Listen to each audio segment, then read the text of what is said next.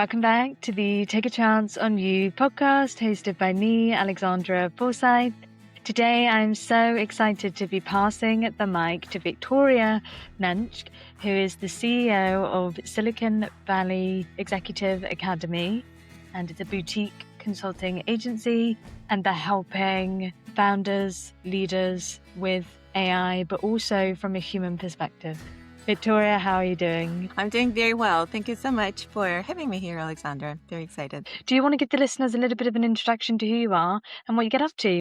Sure. So as you mentioned, I'm a CEO of Silicon Valley Executive Academy.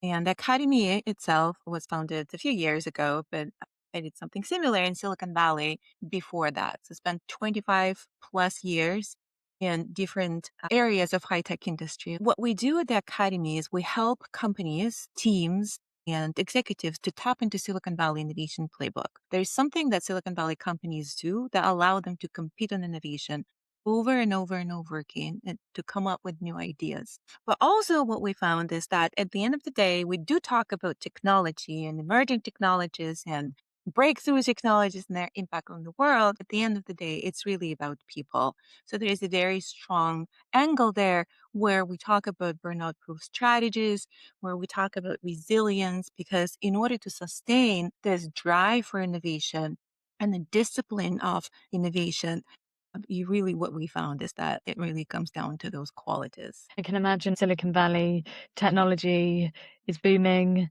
the industry is very fast moving. Possibly the human side isn't talked about enough, as you say. There's a lot of focus on technologies, obviously, right? On the companies and how we need to catch up and how we need to stay ahead. So that's a big portion of that innovation playbook. How do you stay ahead of those uncertainties? How do you make decisions in those uncertainties? So yes, human factor gets overlooked quite often behind the technology. And that's why I really like to talk about that with our participants and with people like you, Alexandra, and your listeners. Yes. So talk to me a little bit about kind of your programs and workshops and actually what goes into that and feedback. What's it been like for you? Yes, so most of our programs are custom programs, again, to tap into that Silicon Valley innovation playbook. So a lot of people come physically to Silicon Valley as a group, and we curate the program for them where they get to talk to those who are actually living this journey, those who are making those emerging technologies, those who are learning the lessons as we go. So one of the things that's important in the technology world and Silicon Valley world is that it's happening very fast right now. So we actually don't know what the impact is. We're creating that impact right now. And that's why this immersion element of actually talking to people like you, getting that firsthand experience based knowledge from people who are in the same boat with you, that's important. And that's a big element of our programs as well. Another big element is that it really inspires people to look at the problems in different ways. Inspiration is a big element of that. Mm. And the third one is obviously you're making connections that you can use going forward. I think it's so fascinating. I was reading on the news about tourism and what you just mentioned, people visiting either company buildings, locations to actually understand what goes into it. So that's exactly what you're doing. You're inviting people into your space to actually understand within the environment. Yes, and I think people kind of start looking for these experiences. They start with a tour, right? So I want to have a tour. Yeah.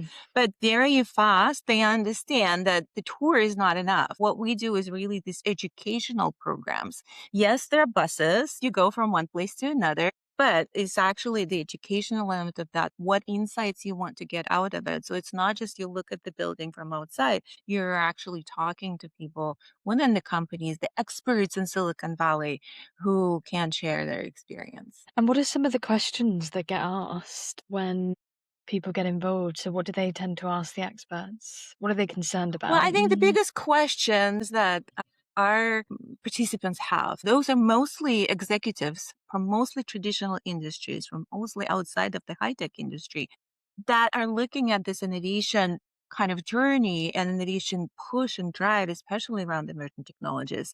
And then the question that they ask is, but I have a working business. I figured it out. It's working for me. How do I change something when I actually don't have to?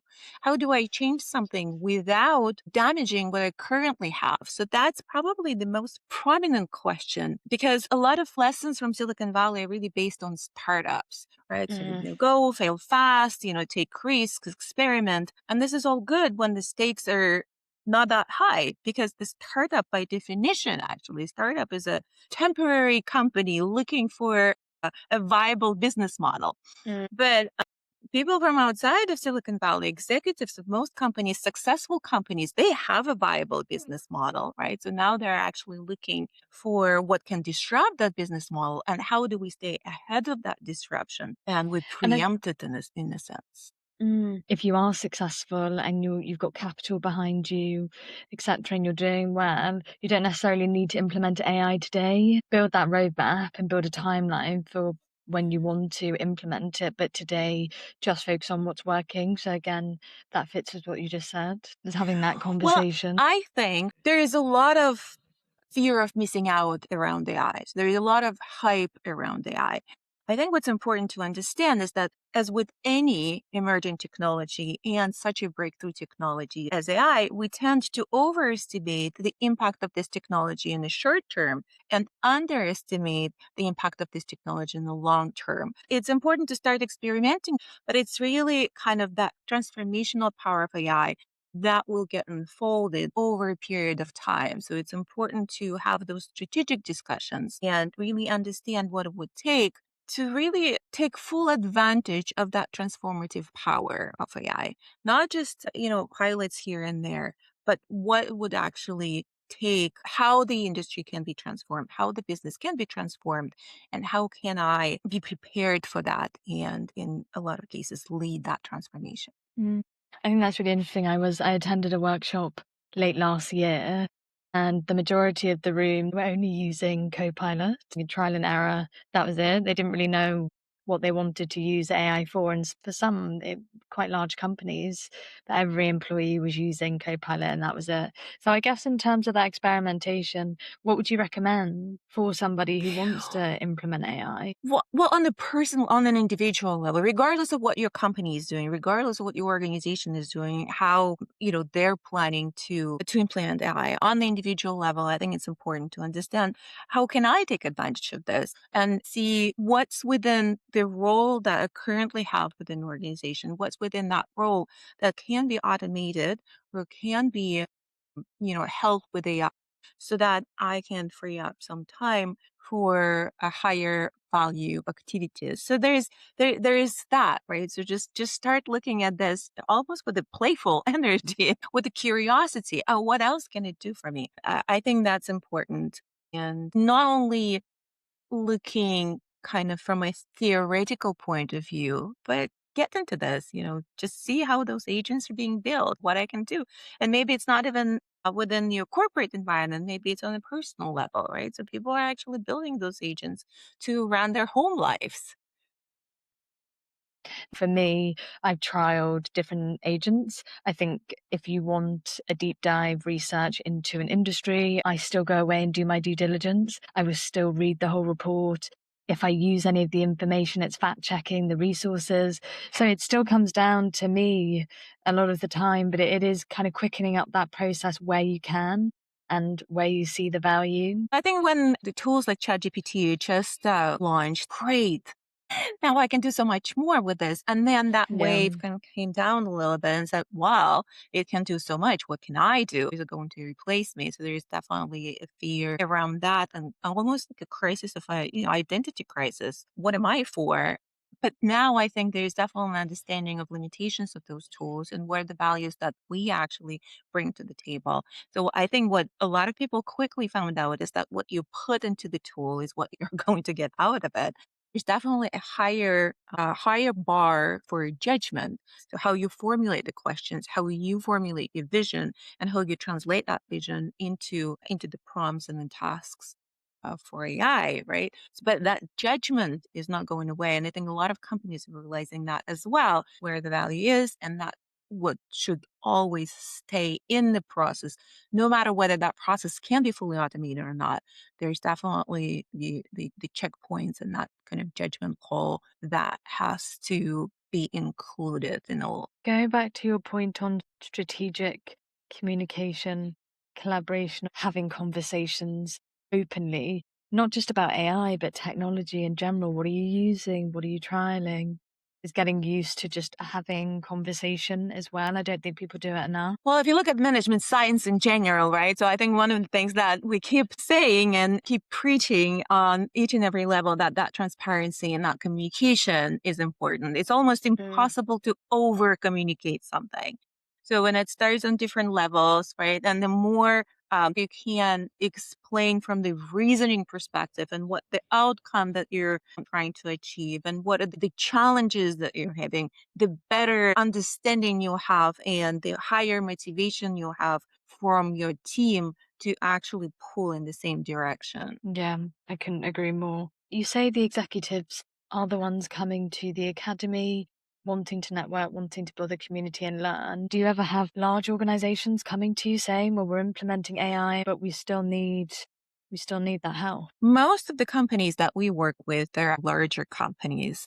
Mm. They're just looking what kind of resources are out there, what kind of tools are out there, and what are those people who are building those tools? How would they envision the future of AI? So, from a strategic perspective, where is this going? Because it's not we're in this together, right? So we're actually Yeah. creating the reality as we go along with this. It's not like somebody said, "Well, this is our north star, and we're all moving in that direction." So it's quite a chaotic movement, as it has always been in the innovation theme. So many different ideas, so many different approaches, right? So that it's important to monitor what people are doing, what the companies are doing, like how those kind of visionaries, how they see the future, so that you could get those insights for yourself. Most large corporations would have that innovation arm that is monitoring the environment and that impact in the near term, in the midterm, and the longer term, so that they can cope with that uncertainty. Are you monitoring what else is currently taking place around the world? I'm thinking about regulations, jurisdictions.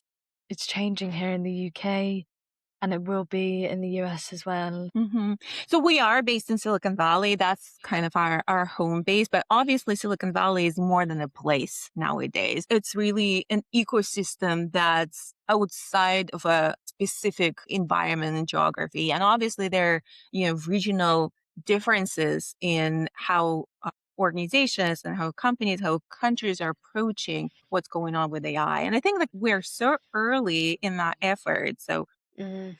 yes, to answer your question, yes. Obviously, we're following what's going on around the world. And at the same time, it's very early. And the technology itself is moving so fast that it's really, I think, at the end of the day, it really comes down to how do you actually account for that uncertainty, right? So that's where the decision making and the approaches, whether it's from a Silicon Valley company's perspective or from the industry perspective, I think that's what's important. Yeah. I mean, if we think about social media, for example, that's changing by the day. Australia, the first to ban it for young adults under the age of 16. And here in the UK, we're possibly going down the same pathway. So it's interesting to see the digital aspect is changing by the day. And who knows where we'll be in 12 months' time. And I guess it's the same for AI. As you say, we're all there, we're all in it together,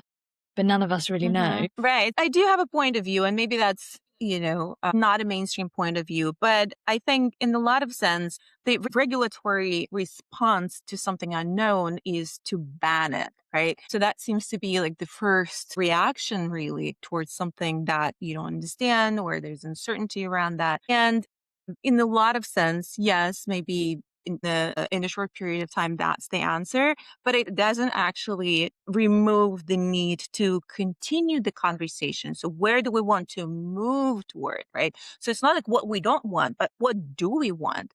And I think AI is at that crossroad right now from a society kind of philosophical perspective. Do we turn left or do we turn right? Do we continue chasing a productivity gains or we actually use this to elevate from the humanity perspective? So just to ban it, it could be a temporary response to buy a little bit more time to actually figure out the more sensible and more strategic response. I do agree it's a perspective that's outside of the mainstream.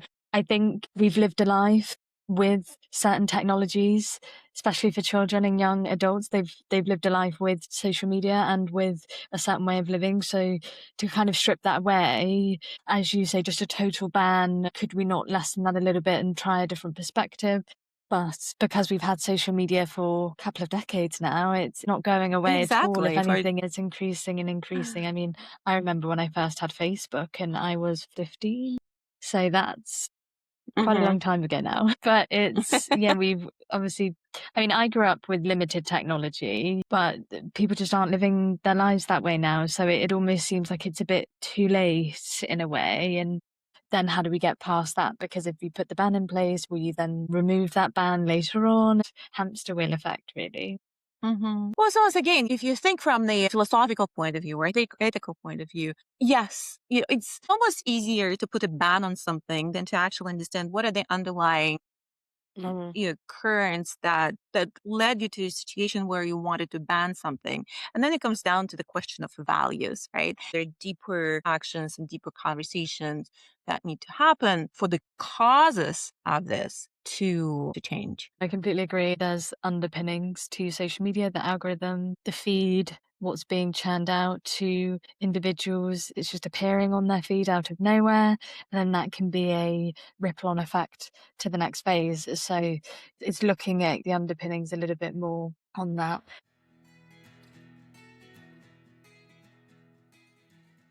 Stepping away from AI for a second and thinking about the human side, what does human really mean for you? We spoke briefly at the beginning about burnout. I talk very openly about my journey. I know that this is something you're quite passionate about as well. So I'd love to hear your perspective. Yeah, so the reason why I like to talk about burnout and I started talking about burnout is because of my personal story. Out of high school, I really wanted to be a psychologist. I thought that was my passion. So I went ahead and I got all the degrees I could, and then I started working as a psychologist only about a year in to figure out that I cannot take another day of this. I made a mistake. I thought it was my passion. I followed it, but that's not it. I was really unmotivated, really unhappy. I said, well, for sure, it's because I chose the wrong path, right? So I decided to pivot into corporate career. I looked around and said, what can I do with my psychology, background and skills and knowledge? And I decided that marketing was it. And I so happened to be in Silicon Valley. So that's how I got into high tech marketing only a couple of years later to find myself in the same situation. Oh, I made another mistake. I thought that that was it. No, it's not. Maybe it's the wrong part of the industry. So I decided that I need to do another pivot. And I did this over and over and over again, only to realize that every time I take myself with me. So it's not really about the situation around me. It's not about the passion or not passion that I chose. Just there's some consistent behavioral patterns that would put me into the same situation over and over again. So that's why I keep talking about the burnout. Yes, we can look at the systemic problems that push us into the burnout. But we can also look at our own personal behavioral patterns and attitudes that gives us really power to resist that burnout and not to continue that endless loop. That's fascinating. I haven't heard anybody say behavioral patterns before with burnout. Can you talk to me a little bit more about that? Because what I'm thinking is limiting beliefs, trying to people please, perhaps.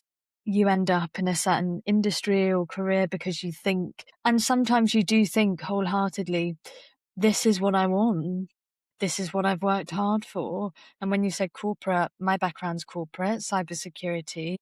I trained myself up to be in that role. And when I was within that role, I continued to learn and I continued to grow and get promoted and speak to leaders and lead teams.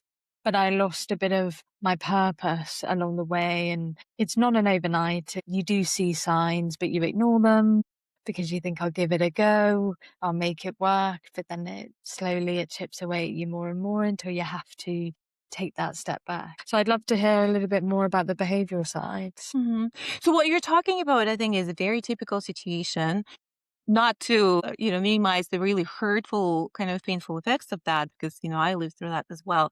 But a fairly typical situation. I think that a lot of it is rooted in this myth that happiness comes with achievement. That's what's, deeply rooted in our society, especially in Western society, is that you go through certain milestones. You go get your degree, that's college, get a good job, buy a great car, get a house. So, get a promotion, right? And then you'll be happy. But the psychological science over and over again actually shows us that that's not the case. So that element of like, oh, I achieved something and then I'm happy, that's a very short lived.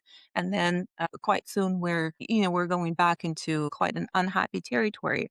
So one of the things that's very important to understand is that happiness is really not something that's a snapshot in time. So the process of getting there is what can make you happy. And when I say happy, there is a vitality element to that you really enjoy what you're doing. It does not mean that you don't have setbacks and challenges, but that process has a value on its own, not just the result of it. And that actually, there's, again, psychological science proves it over and over again. There's so many experiments that show us that process and enjoying the process of getting there is almost more important than the achievement itself. A lot of misconceptions and burnout is rooted in that. So how do I make sure that I enjoy the process as well, not just the drive toward a specific goal? Usually start with, how do you replenish your energy? There is a reason why burnout is called burnout. So we're literally burning more energy than we have. It's a chronic stress reaction on the physiological level. How do you replenish that energy? And that's when we start talking about the concept of the microjoy method, when you put a list of 20 activities together, and the only reason for those activities to be on the list is that they make you happy, not because they bring you return on investment, not because somebody said that it's healthy, not because somebody said that you should do it. The only reason for those activities to be on the list is that they bring you joy. It could be something small. I like to make myself very good coffee in the morning and enjoy it for 5 minutes That's on exactly my what I thought terrace. of. Yeah, exactly. I immediately thought of a cup of coffee, something so small, but it has such an impact. Right. And I know that I do it because it brings me joy, not because, coffee gives me energy, not because it's healthy or unhealthy, whatever that is. It just brings me joy. And I want to enjoy the process of making it, the smell of it, and then enjoying it, by myself outside, Mm. let's say, on a terrace, right? Or it could be something bigger on that list, but there could be small things. I want to go outside for 1 minute in the middle of the day and just feel the sun on the skin of my face. The most important thing is really to be in the moment there. And that's how you replenish your energy. So you have this list and then you do 3 of those activities every day. And at the end of the day, you say, well, did I do them? How did I feel? And it actually, the changes are very fast. Within a week, you'll see a difference in your state. Because at the end of the day, it's also understanding that I am worth it. So this is me coming back to myself, to what I want. And this time is worth it because that's how I replenish my energy and that's how I can continue. I Now, does love it that. change if you have a bad boss? No, it does not change that. But what it changes is that you actually have more energy to deal with those situations Mm. going forward and be in a much better state of mind to make changes that you truly want. If everybody does the inner work and if everybody gets to a stage where they're really happy, nobody's going to be in work because everybody's just will just step away and say, well, I'm either going traveling, maybe I'll specialize in breath work or meditation or start my own business, and nobody's going to be in the office. So it's a catch-22 really, but I completely agree. I think I've done so much inner work to get me Yeah. to the Well, place I'm at let's dream now. about the world where what you said work is done Yeah. by robots, right? By AI. So, and then we are actually doing a different kind of work. So, like doing it breath work or yoga or meditation or your personal growth. It's also work, right? It's just not the work Mm. where you could put the number on it, but it is work. In London right now, we're having a heat wave. It's a crisis, actually, I think, but it's sunny, vitamin D. I find myself after the day for an hour walking around the park, sitting down on a bench and just being by myself. That's one of the best things about summer for me because it revitalizes me, brings my energy up. So I look for those moments and they're very small. They don't take long, 1 hour out of your day, or read a book or make a cup of coffee, like you say. I also find words of affirmation for me, talking to myself and just saying, I love you. I know that you can do this. I believe in you, whether that's in front of the mirror or I write down different words in my notes. It's the little things. It's not grand gestures, but it's small acts of service to yourself. Right. It's like, well, I love your examples. So you actually figure it out what works for you. Again, what brings that joy and happiness and support and motivation for you, right? It's very individual and very personalized for people. And I think that's great. That's why I love kind of sharing. It's like, this is what I do, and this is what you do, and this is what Alexandra does, and find those ideas there. Because I can tell you right now, so that list of 20 things that I like to do, I want to do, what make me happy. That's actually not a simple task. Speaking of work. I was thinking when you said 20, I'm not sure I've got 20. I probably do, but I'd have to really sit there with that. Yes. And that's very common as well. That's my experience when I did this exercise for the first time. It took me 2 weeks, Alexander, two Oh, weeks to wow. complete this list. So I stopped at number 3. It's like, wow, I don't remember anymore what makes me happy. I forgot. I know what I should do for others. Yeah. I know what I'm expected to do, but I don't know what I want. So I had to go back to when I was like 7 years old. Like, what did I love to do when I was 7 years old? What did I love to do? What made me happy when I was 14 to complete that list? So this is Mm, that's what we're talking about, the burnout, right? You forget what it is that you yeah. like. So bringing that joy back intentionally, it's not a woo-woo exercise. It's really vital. It's vital for you to find that source of energy inside yourself so you can continue going and building the life of flourishing. Mm. What is the number one? Maybe you don't have a favorite out of the 20, but what is the one that you love to do the most? Well, that coffee was a very, very, very Yeah, good mine would be example. the I love same. that. Right. Yeah. Well, I switched to matcha lately, but it's the same. There's a process of making it and finding the best Yeah. that I like and enjoying it from the most beautiful cup that I can find. And now my friends are actually giving me those cups. Some of them they make themselves. So I have the whole collection of these beautiful mugs that I can enjoy. So there's a beauty around this as well There's a that makes it even more process. enjoyable. And that's so interesting, actually stripping it back. So it's not just the act of making the coffee, it's sourcing the coffee beans, possibly a coffee maker if you want to maybe treat yourself a little bit. And then it's the cup and the saucer and the spoon and everything that goes along with that. That's so interesting. That's the enjoyable part as well. So actually, could you say to the listeners, build a roadmap, maybe have your list of 20, pick your top 3, what would go into there? And for me, if it was walking in the park, maybe the shoes that I'm wearing, or maybe the clothes that I'm wearing, maybe the location, the time of day. Yeah. Like taking this time to choose the earrings in the morning, right? I said, Yeah. well, because it makes me happy, not because I want other people to comment on them, but because it makes me happy. So I think that's the important element of that to me, that and people that I observe who are going through this process, really bringing back that self-value and self-worth and Mm. rejoice the uniqueness of how Mm. we experience the world. So, with the 2 questions, what happened after the burnout when you caught on to the signs? What did you do after? And is that something that you include for the executives, for example? Because if we're thinking about leadership and the statistics, people leaving the industry, it's high. Yeah, so we definitely talk about those burnout-proof leadership strategies, and a lot of them really come down to those behavioral patterns that we're talking about. This energy replenishment is important to understand that you want to replenish that energy. This is non-negotiable, and that joy list is one way of doing that. For some people, they really like to exercise. That's their non-negotiable. I like to go to the gym and lift weight. Find something that actually makes you happy in the process. I don't know a lot of people who enjoy lifting weights, but some of them do. But a lot of them do really because somebody said that it's healthy, that you need to do that. Even with an exercise, find something that you like. And then we talk about Mm. gratitude.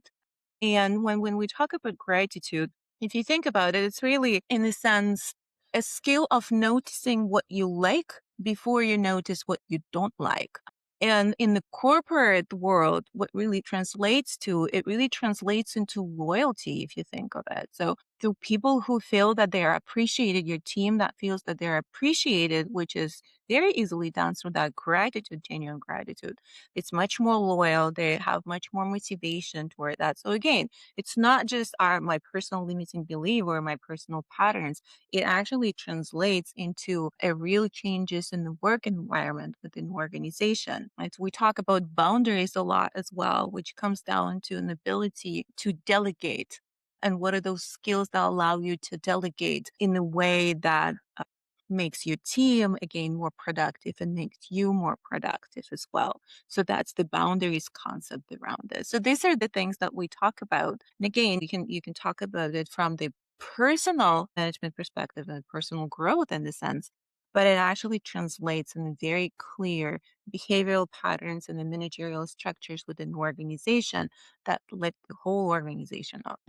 Absolutely. Creating a space where people can experiment. So you've spoken about experimentation today and the immersion. It's the same with teams, a safe to fail culture where we don't want the business to fail, but we do need to experiment to find out what's working well and what isn't. So you've got to create that working culture where it is okay to test and trial things. And then that gratitude Yes, and piece, even just saying thank you.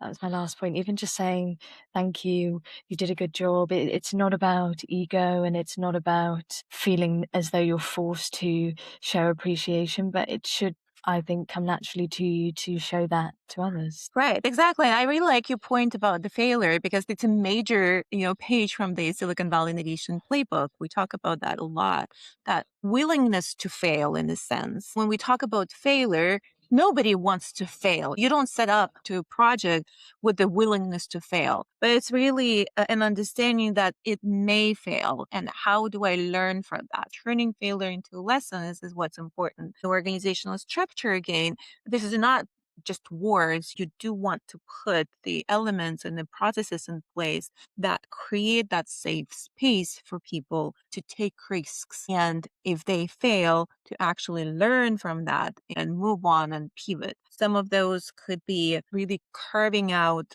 the experiments that have a larger probability of failing and installing the processes that allow to learn from it. The process is done. The outcomes that we got were not the ones that we were hoping for, but what did we learn from that?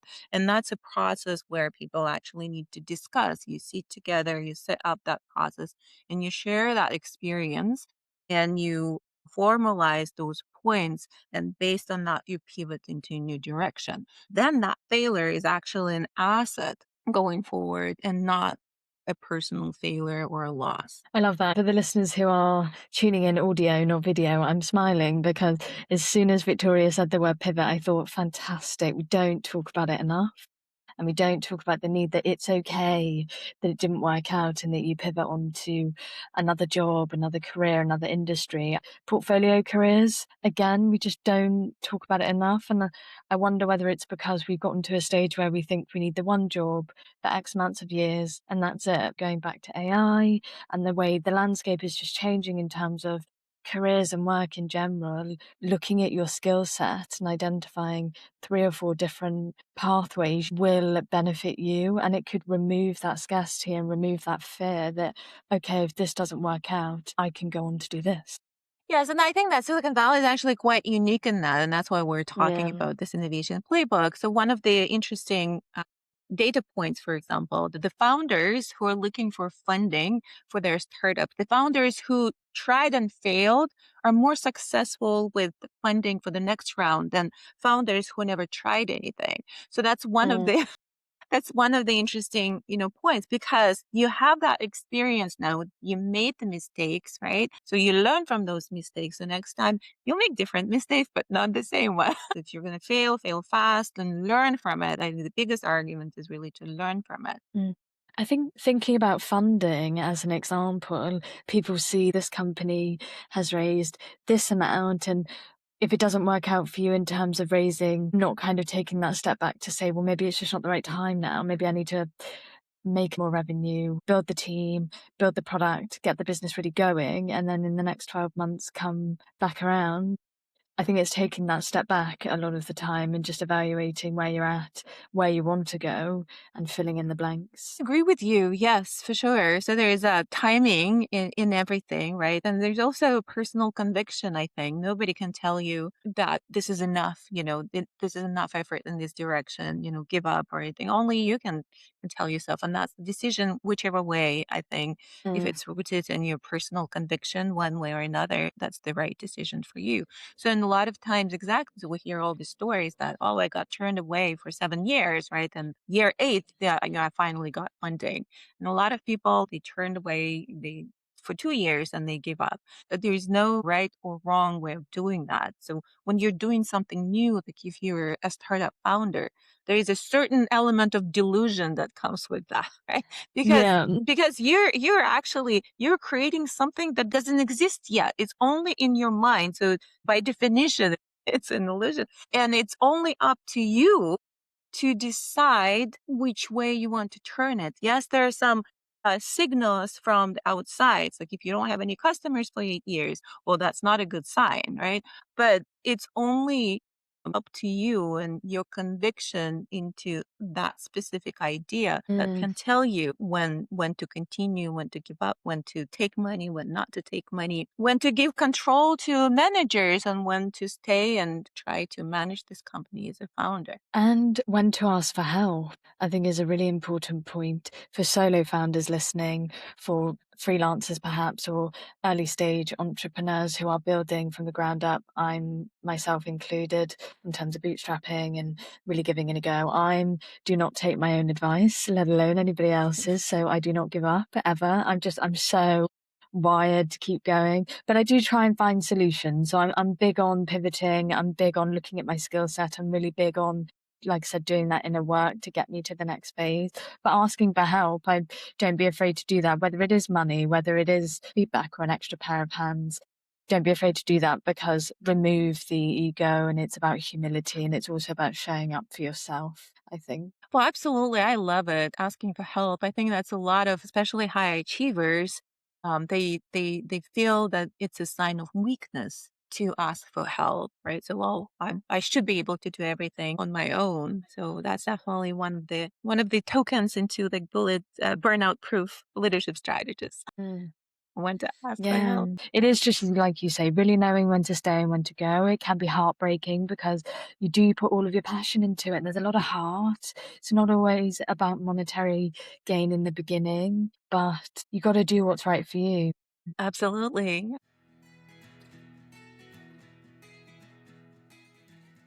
I really loved this conversation. Always when I talk about anything relating to well-being or burnout. Do you have any last strategies for listeners? So after the burnout for you, just going back a few steps, what did you do and how do you feel now? Well, in general, I think the big realization for me was that kind of desire to live a life of flourishing, right? And what I realized that it's when we talk about this, right? So when we talk, especially in the corporate environment or in a founder's environment, we completely identify ourselves with our job. So the big the big point is like you're not your job. I'm not my job. So for me to really feel that well-being and that sense of flourishing, there's several elements that need to come together. Job is one of those. And even job, you want to unbundle it. So there's just one is kind of a source of your financial support, right? And the other one is really source of your purpose in life. And those could be two different things. So there's a financial element is definitely important, right? For us to have that kind of, sense of flourishing. The sense of purpose is very important as well. And it could come from job or it could come from somewhere else. Relationship to yourself, relationship to the loved ones and to ecosystem at large. That's important as well. Your vitality is important. How do I feel? Do I have that energy? Do I feel healthy? Do I feel energized? Right. So all those elements, they come together in that kind of symphony of different elements that play into the sense of well-being. And at different stages of life, some of those play bigger role and some of those play smaller role. But that sense of flourishing is really kind of the collection of those elements. It's not just one. So I'm a founder, or I am a VP, or I'm a CEO, or I am a mother, or I'm a father, or I'm a daughter, right? So there's a collection of elements that play into that sense of flourishing. Let's raise the bar. We want to be in that state of flourishing. We don't want to just linger. And those are the things that play into that. But I think it's raising the bar for yourself. And like I said, I always say do the inner work, but as you said before, boundaries. So set those for yourself and for others as well, because that also will bring you joy and happiness to have time for yourself. And we've all got responsibilities, whether that's children, whether that's work, family, friends, etc. As you say, job, finances, career is one aspect, but then your purpose, your heart, your soul, what really, really drives you. And mine is combined with my career. I'm thankful that it's all together, but I still have other areas of purpose actually that I'm navigating towards outside of my 9 to 5, 5 to 9, whatever you want to call it. So that's interesting. Yes, absolutely. I agree with everything you just said, Alexandra. But we come to the end of Take a Chance on You today. Victoria's talked about so much today, the Silicon Valley Executive Academy, what they're trying to do for executives in terms of AI, building teams, but that human side is what we're really trying to bring out of the podcast. Victoria talked about her journey through burnout, talked about what she did after, writing down 20 things that you want to do and then maybe splitting that up into the top 3 or 5 and stripping it back and thinking about what makes you happy. So Victoria, any last words for the listeners? Well, I really enjoyed this conversation. And if you like what we talked about, you can sign up for our newsletter where we exactly go through all these topics and well-being and the burnout and emerging technologies too. Absolutely. I will share links in the show notes and I'll speak to you all very soon. Bye. Thank you.